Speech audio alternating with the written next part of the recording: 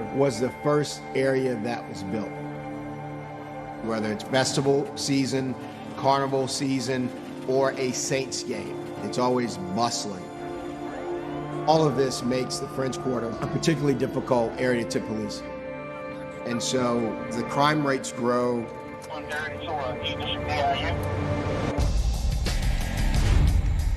To combat this rise in crime, New Orleans law enforcement teams up with Project NOLA, a nonprofit organization that operates the largest network of crime cameras in the country. We help provide crime cameras to the community. So when something bad happens, you're able to pull up all the cameras at once. You get that real-time information to law enforcement.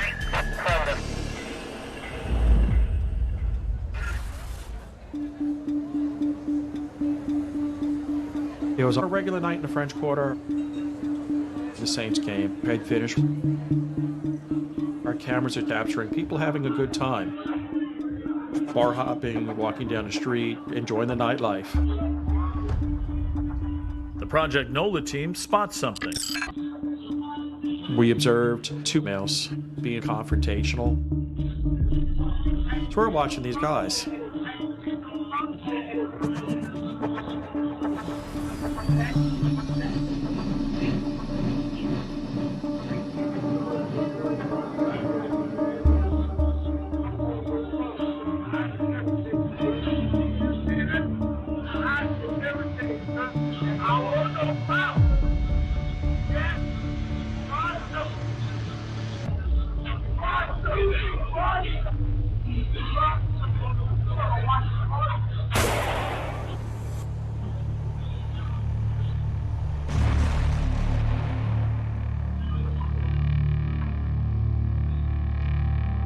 We saw the perpetrator walk down the street.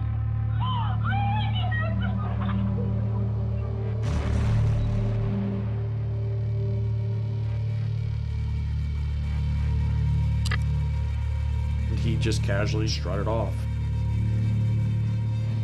The victim is down on the ground. There's just so much blood loss. It was a very tragic scene to watch play out. In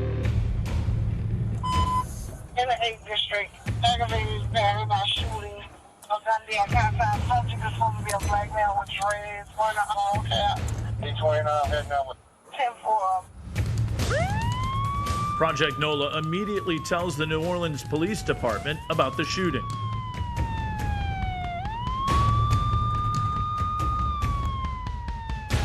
Patrolmen in the area are going to be the first to arrive. We heard one, I'm sorry, we heard one shot? He's gone. Step back.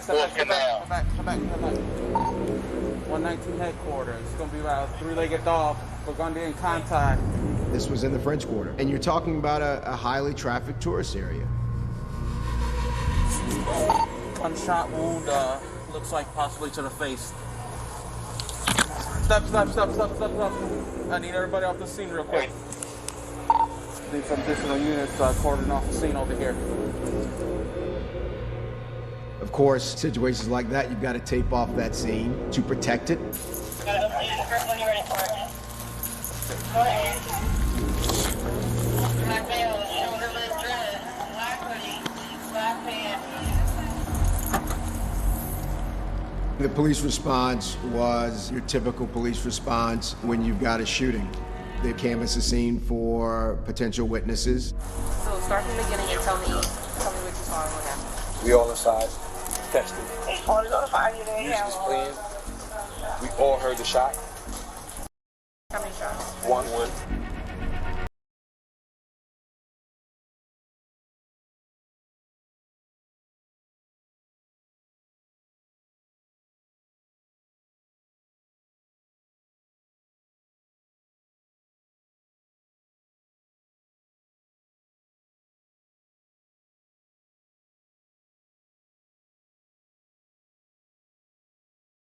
They were about shoulder length. She did not know the perpetrator's name, but she was able to provide context. a conversation that was had and what things he said.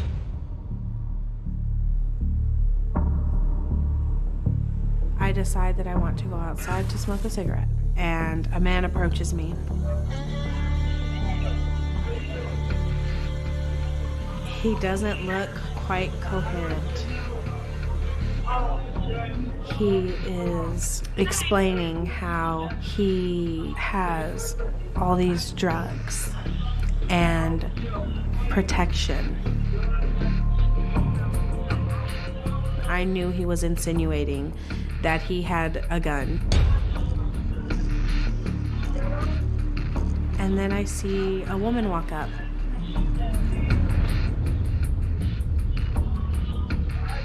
He started to talk to her, and I could tell she did not want to be bothered.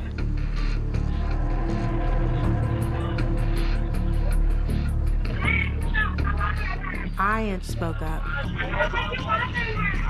and I told him, "Hey, look, dude, she does not want to talk to you." Another guy walks up, and he says, "Hey, what's going on?"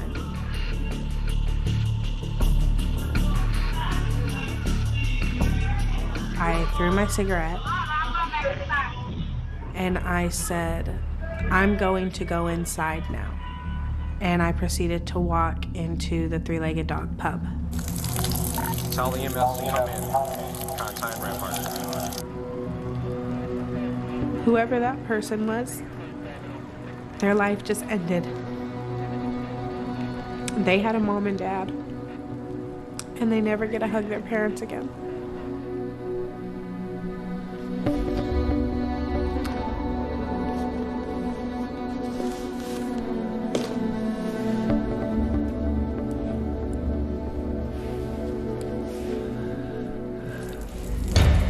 RTC, I know we got cameras over here on Todd's coming right now. All we knew is that it was easy for this person to kill and that he was still on the loose in one of our most populated areas of the city. This was absolutely a dangerous situation because he had left the scene with the gun still on his person. And so we needed Project NOLA cameras and the real-time crime center to find this perpetrator as fast as they can.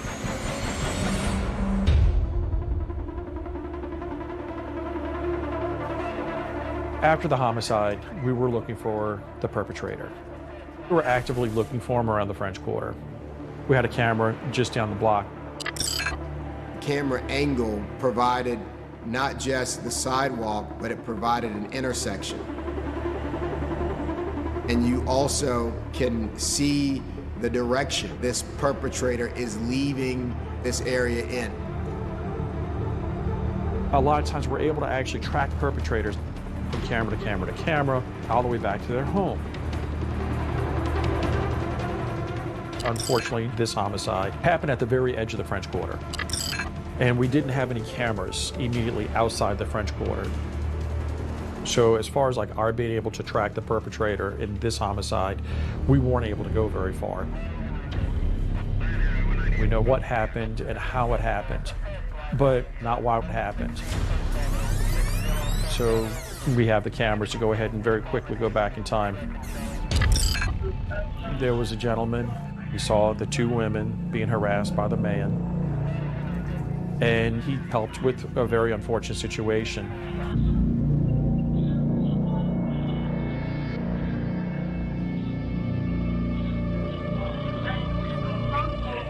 He told the man something to the tune of, "You don't have to be like this. This isn't the way to treat women."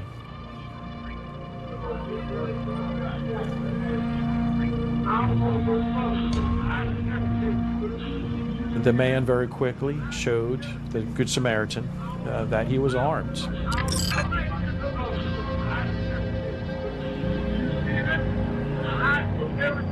You see the second male walking away from the bar, walking away from the first male.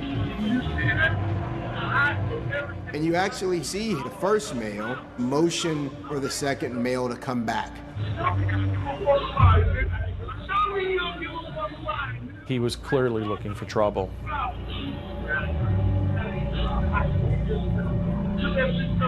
He was trying to escalate the situation, and he was successful.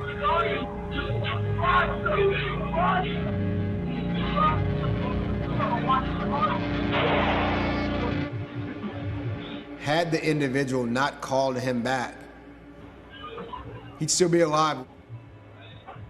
It was absolutely senseless and a very tragic scene. Our camera showed that the guy had his hand on his gun and was drawing it up. You don't see this perpetrator waiting for the police to come to tell his side of the story. You don't see him go inside and ask for them to call 911. You see bravado, ego, and then you see him casually walk out of the camera's view. And that tells us a lot about this perpetrator. The man is identified as 41-year-old Russell Riku Jr. of Baton Rouge, Louisiana. Russell Riku. And he was with friends that night for the Saints game, and they had become separated in those moments.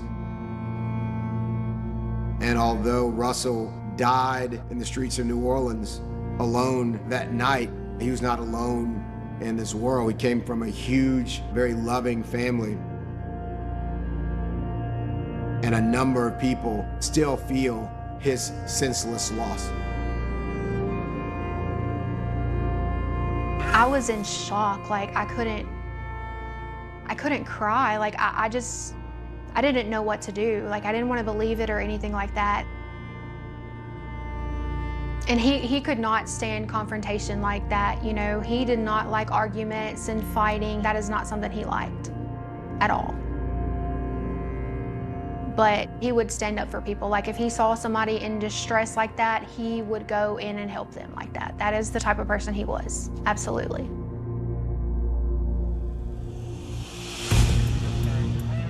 The suspect has walked out of Project Nola's camera range. So analysts must work with what they already have.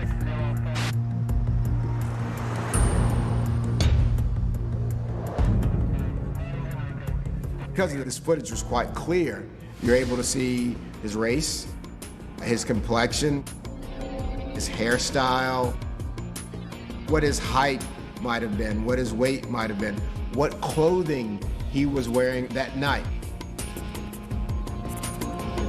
So there was a lot of meat on the bone in terms of investigative material that could be used to help solve this crime.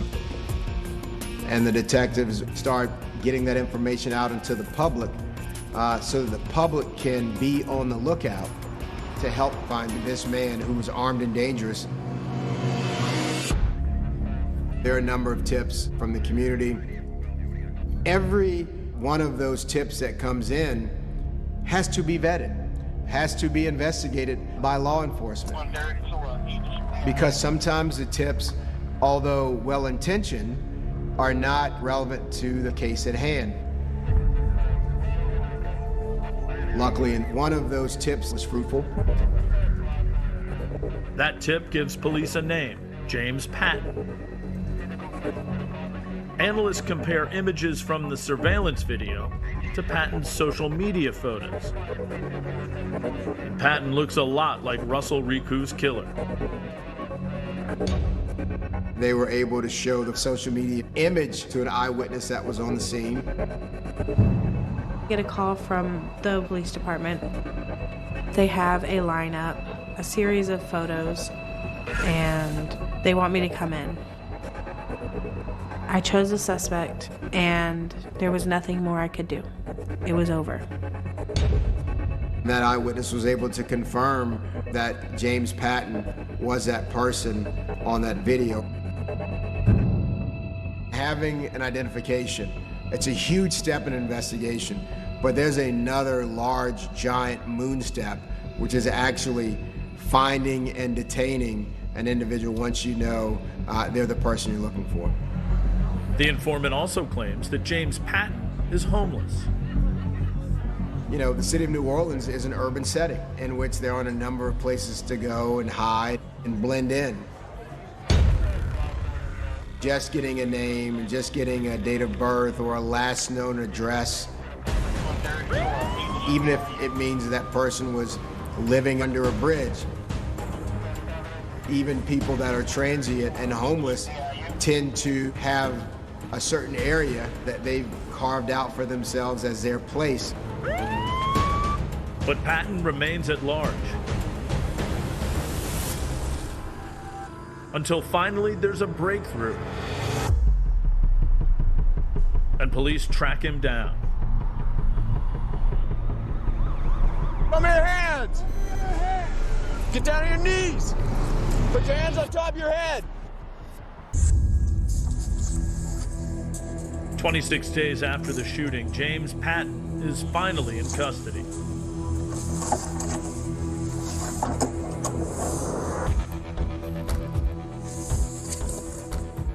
Can you sit up for me? I know it's early. Alright. You have been arrested or detained in connection with the investigation or commission of a crime, more specifically homicide. You have the right to remain silent. Anything you say can be used against you in the court of law. Do you understand your rights as I read to you?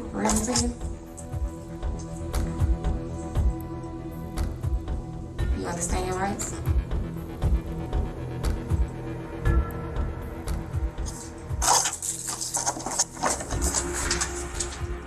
Patton refuses to talk to police. He's charged with second-degree murder. To the folks that might be watching this and would want to call this technology Big Brother or over-intrusive into the lives of private citizens, CCTV footage, when used properly, can also vindicate innocent people. An individual thought that an individual by the name of Brian could have been the person who committed this crime.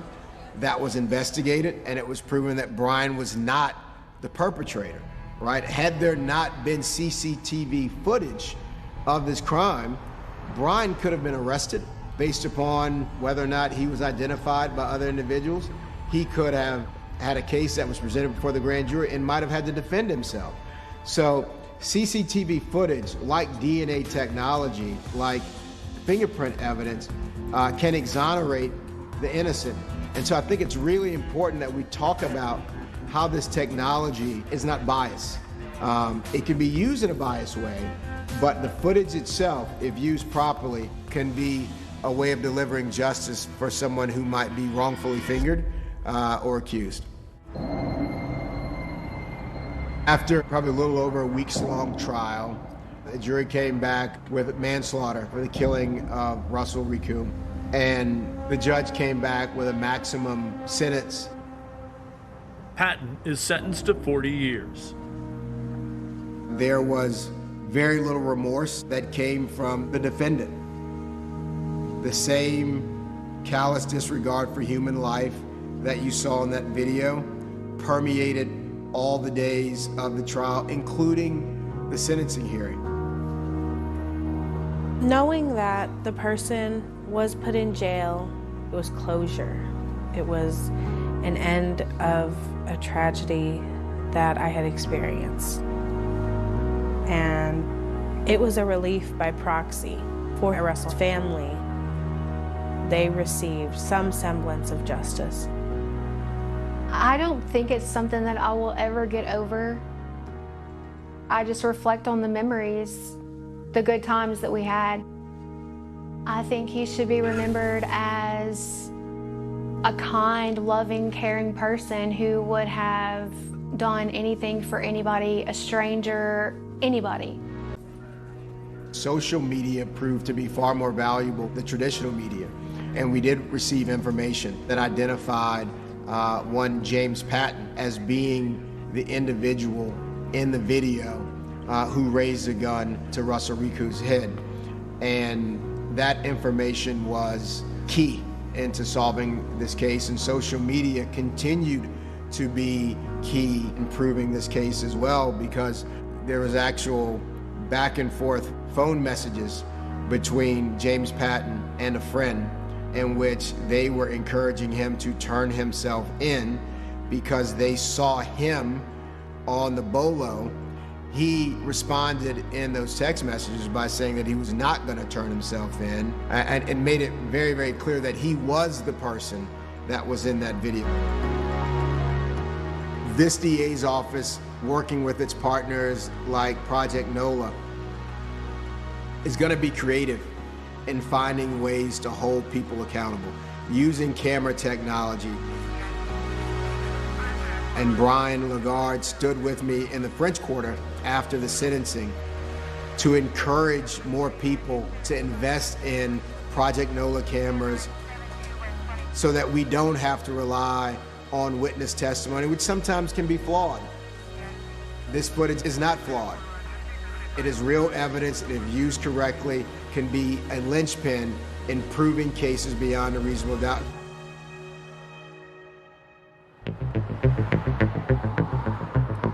Jonesboro, Arkansas is a growing city with a small-town feel. But as the population rises, so does the crime rate. Jonesboro Police Department is the 5th largest department in the state of Arkansas. We cover 81 square miles of our jurisdiction. Jonesboro police have a high-tech crime-fighting solution. The Jonesboro Police Department Real-Time Crime Center. It's a centrally located hub for all the camera feeds across the whole city, over 600 cameras at our fingertips. We are monitoring the radio and the dispatch logs in real time, so we can give very up-to-the-second information. The quicker you get information at a crime scene, the quicker you can get the suspect. So the Real-Time Crime Center, it is invaluable.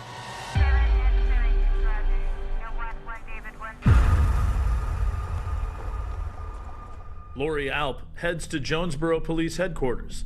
She's worried about her friend, 50-year-old Alyssa Reynolds. Your friend, hadn't heard from your friend. Alyssa, is that right? Yeah. When was the last time you talked to her? Last Friday, we all three met up. When was the last time you talked to her on the phone? Heard her voice? Yes. I haven't. Lori said that they talk all the time on the phone. They see each other quite often, so this is very unlike her character to go this long without seeing her. All week, we've been suspicious. Starting Monday, things just haven't seemed right. I met Alyssa in 2012. She had so many close friends.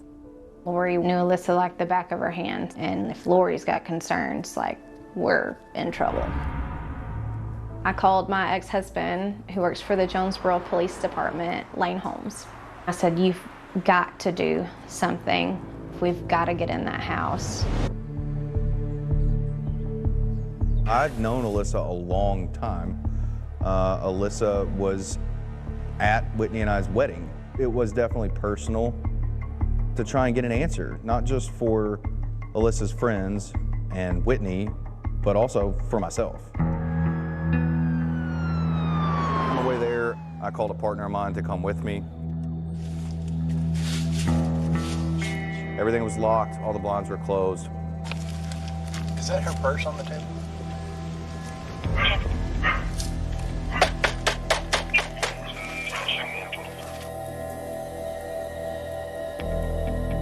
Made the decision we were gonna have the 4th Century.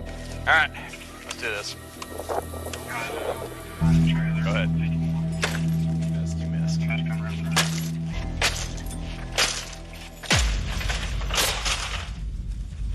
Police department.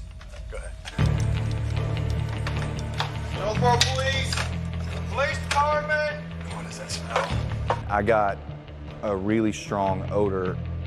There was only one thing that it could be. Police department, if you're in here, answer up, please. Death smells like death. You already got it? Okay. Police department.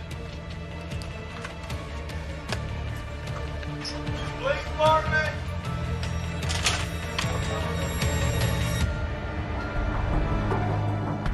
It was pretty obvious that the smell of decomposition was coming from the living room. Is it? All right, dogs up. Hi. There was a big pile of like blankets piled up on the chase, which was completely out of place. There was a pool of blood on the floor and a towel that was soaked in blood. Yeah, that gave me a pretty sinking feeling. I'm just looking to make sure. My partner began to peel the blankets back.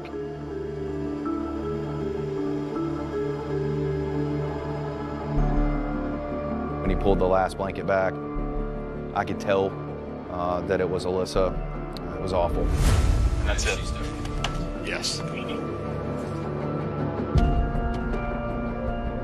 It was fairly clear that she had been dead for some days.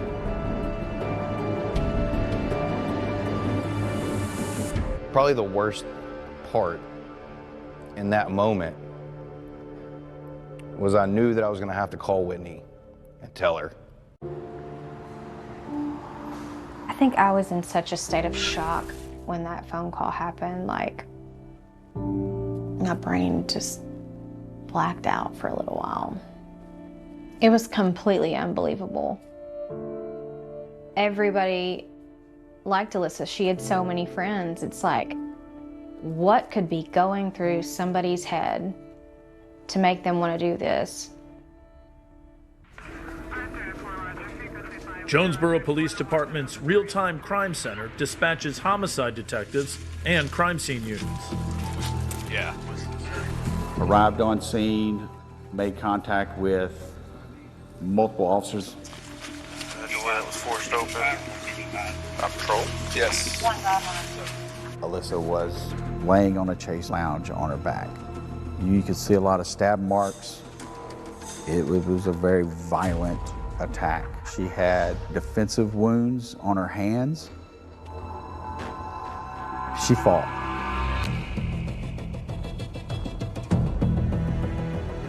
There was no forced entry into the residence, so it suggested to us she knew who killed her. So in the kitchen, we discovered a knife block. Again, there was one missing knife. It was obvious that a missing knife had been used in the attack.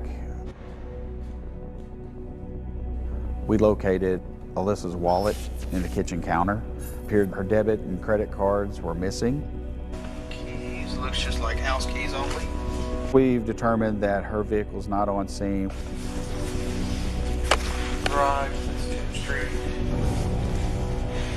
We don't have the key fob. Clear. We believe the suspect has fled the scene. The Real-Time Crime Center confirms that Alyssa drove a white Range Rover. Somebody had taken this car, and it was definitely not Alyssa. We knew that we needed to be looking for that vehicle. The Real-Time Crime Center very quickly issued a BOLO to all local agencies about Alyssa's white Range Rover. We immediately began pulling up cameras in the area that we could search to look for the vehicle. Second bedroom. Bunch of men's clothing. Looks like it's piled up on the bed. It appeared that somebody else had been living at the house, but we didn't know who. There was paperwork on the kitchen table with the address of the residence. Looks like paperwork belongs to Sean Cone.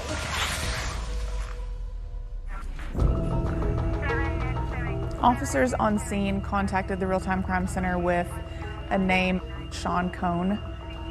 So we ran his name through a few databases that could give us criminal history reports, vehicles that he's been driving, any kind of historical information that we could find. Our searches for Sean Cone turned up a few results. He was under investigation for fraud. He had had previous DUIs. Even though Cohn's background check did not show that he was necessarily violent, he is missing at this point, so we need to locate him and question him. Detectives made contact with several of Alyssa's friends and family. Sean and Alyssa had been together on and off about a year and a half. There were difficulties in their relationship, some ups and downs. Alyssa and Cohn had broken up recently. It was my understanding that Sean wasn't living there at all. We need to speak to Sean Cohn. Where is he? Can we call him on the phone? Does anybody have a phone number for him? We needed to find him, for sure. Jonesboro Police Department. How you doing? So, man, come on. We're canvassing the area, trying to figure out what's going on. Why can't you tell me about the people who lives next door to you? We hadn't seen Alyssa in a while. Usually, I work out in my yard all the time. Okay. Usually, Alyssa comes in the afternoon. We speak with the neighbors, and they tell us that they hadn't seen her. Have you seen her cars coming and going? I seen her car. Okay. When was the last time you seen her The car? last time I seen her car was I think it was Friday. But when you asked who was driving, they couldn't tell you. They just knew it was her vehicle. Did y'all get a chance to talk to, I forgot this girl name. Yeah, I've talked to Devin. You talked to The sign. He's supposed to be shooting me some video. Okay, well, he's got it all because I watched him. We learned a neighbor that's down the street has a camera. What's up, man? I'm Detective Arnold, Jonesboro Police Department. So, I understand y'all got some cameras. So, mind, just go ahead. And they're all on here. One of the neighbors had a camera, a perfect view of the front of Alyssa's house. Send me that top camera, everything you have since last Monday. Well, as far back as you go. You do get a little excited when you hear something like that. The Real-Time Crime Center immediately uploads the neighbors' footage onto their systems. We were able to scan through the last several days that we knew that Alyssa had been missing to see what was going on at her house.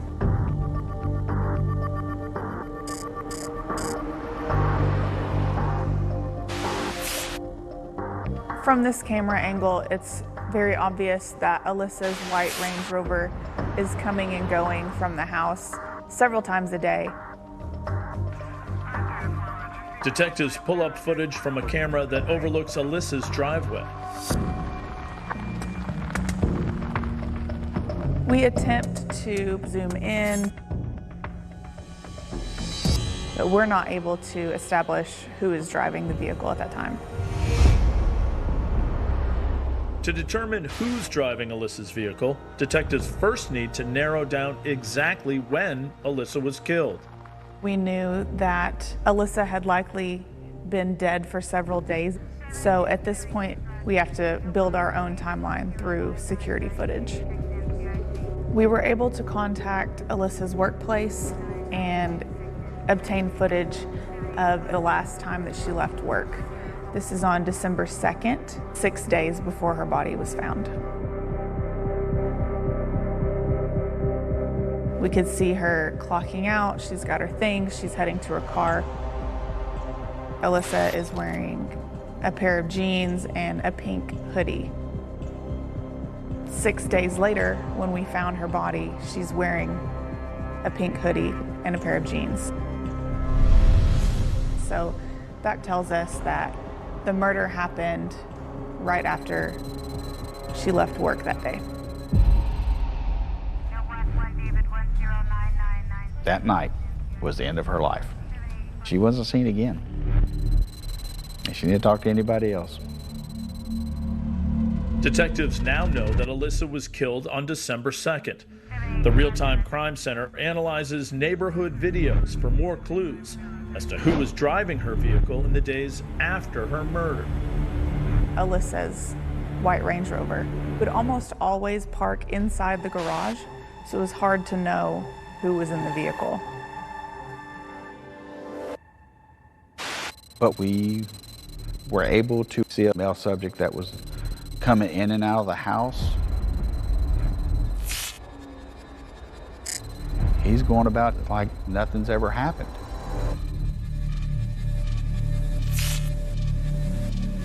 And that's the way it looks the entire time we're watching the video. We were able to determine the male subject was Alyssa's boyfriend, Sean Combs. This surveillance footage from the neighbors definitely was huge in that we could see him. We could see Sean coming and going from the house like nothing was wrong for 6 days. It became very obvious to us at this time that Sean had been living in the house with Alyssa's dead body. At this point, we strongly believe that Sean Cohn is the murderer. He is driving Alyssa's vehicle. Both are missing, so it's all hands on deck, manhunt to find him. To help track Sean Cohn's movements, detectives investigate recent transactions on Alyssa's missing bank cards. The credit card statements make it very clear that someone is using Alyssa's credit card even after her murder. There were purchases at a local liquor store, purchases at a local restaurant, and purchases at a local Sprint dealership. We pulled up the Sprint footage. It was December 6th, which is 4 days after the murder. Hey, sir. Good, how are you? It became very apparent that it was Sean. He's even wearing the same blue pullover in almost all of the footage that we found him in throughout the week. The workers at Sprint made it very clear that they could smell an odor coming from him.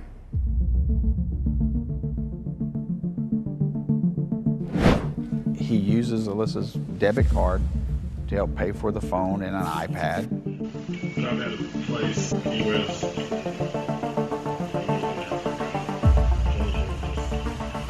I mean, you could have done too bad for yourself. He's just as nonchalant, no cares in the world. He tells them that he's planning a trip, he's gonna go out of town. Hope you have a good night. Come to Key West sometime. That kind of leads us to believe that he's getting ready to flee the state, so we need to find him as quickly as possible.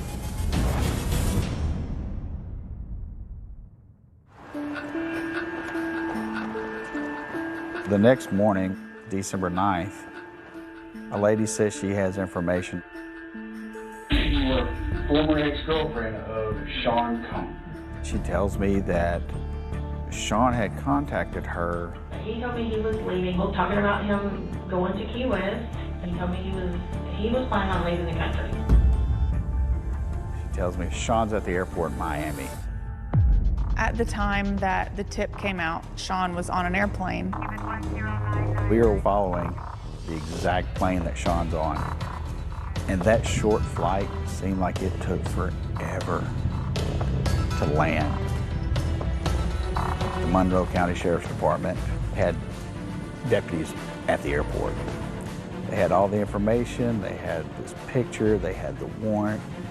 They sent us a picture of him standing in front of the plane with 2 deputies, and he's in handcuffs.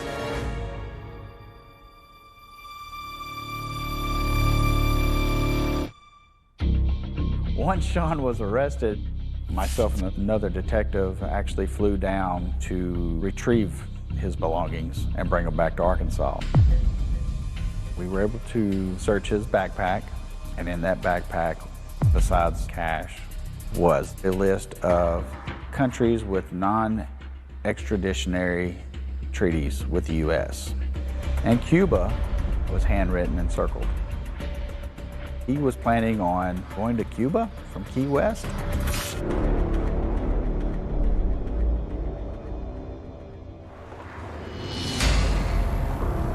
I attempted to interview him on December 26th. Well, I'm not answering questions without an attorney. Okay. So. Sean invoked his right to have a lawyer, and so the interview was done. We didn't get anything out of him. Sean Cohn is charged with first-degree murder, abuse of a corpse, and theft of property. He goes to trial in September of 2021. During the trial, Sean said he came home, found Alyssa dead, panicked, and didn't know what to do because he was on parole and didn't want to be blamed for the homicide. He claimed that he owed money to some gang, and then they broke in and killed Alyssa. However, the security footage in our investigation shows that's 100% false.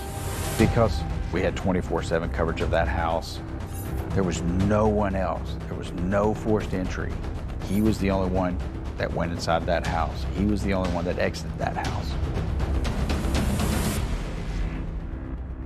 Sean Cohn was sentenced to life without the possibility of parole for murder, with an additional 32 years for abuse of a corpse and theft. The Real-Time Crime Center was able to pull together footage from several different avenues across the city into one central hub. We all worked extremely hard to locate Cohn, to set up this timeline to show what happened across those 6 days. It doesn't bring Alyssa back, but he's not going to harm anybody else. I think Alyssa would probably want to be remembered as a great friend.